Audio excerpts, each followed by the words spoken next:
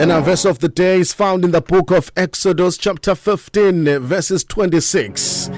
He said, if you will obey me completely by doing what I consider right and by keeping my commands, I will not put you with any of the diseases that I brought on the Egyptians.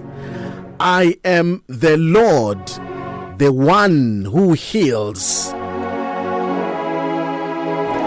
And this is our verse of the day as we continue to check the names of God. Amagama uNkulunkulu abizwa ngawo simuzwa lapho uNkulunkulu ekhuluma ethi umulalela nokulalela yonke imiyalo yami.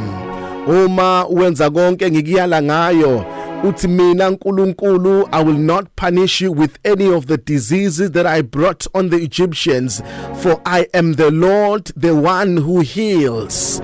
Igama likaNkulunkulu lithi the Lord who heals, bambiza ngokuthi unguJehova Rapha, the Lord who heals. uNkulunkulu ophilisayo nowelaphayo, unguJehova Rapha.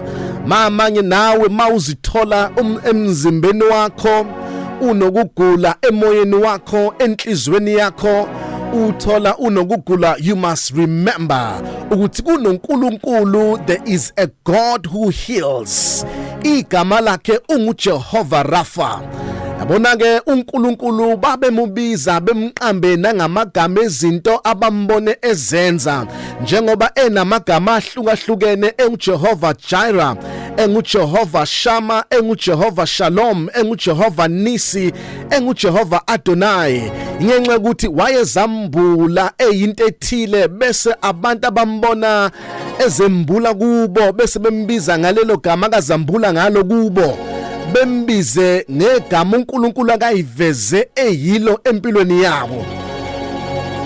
Ngakho namhlanje simbheka uNkulunkulu owelaphayo, enguJehova Rapha, the God who heals.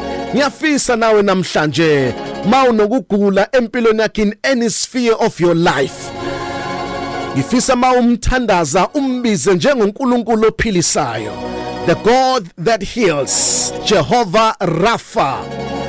Mawugula in your finances, he is Jehovah Rapha. Mawugula emzimbeni wakho, he is Jehovah Rapha.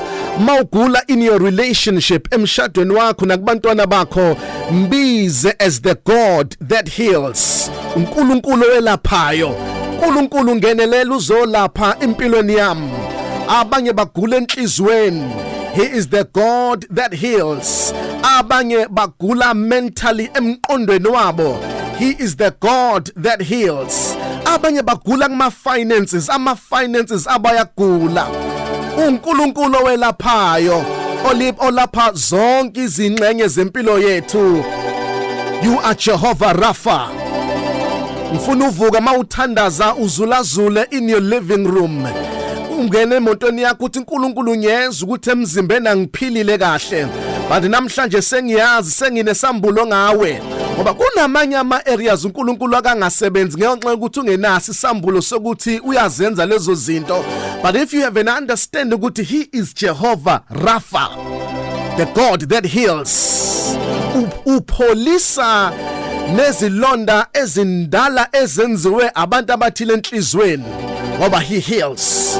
Akanendaba ukuthi singakanani isilonda, he heals. Akanendaba ukuthi obani abakwenze wagula, he is Jehovah Rapha. May Jehovah Rapha intervene in your life. May Jehovah Rapha intervene in your family.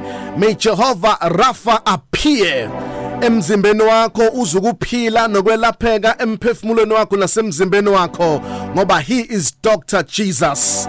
He is Jehovah Rapha, the God who heals. Akakuphilise emoyeni. Abanye bavuka imoya yabo iphansi bengazi kwenzakaleni. May Jehovah Rapha heals you.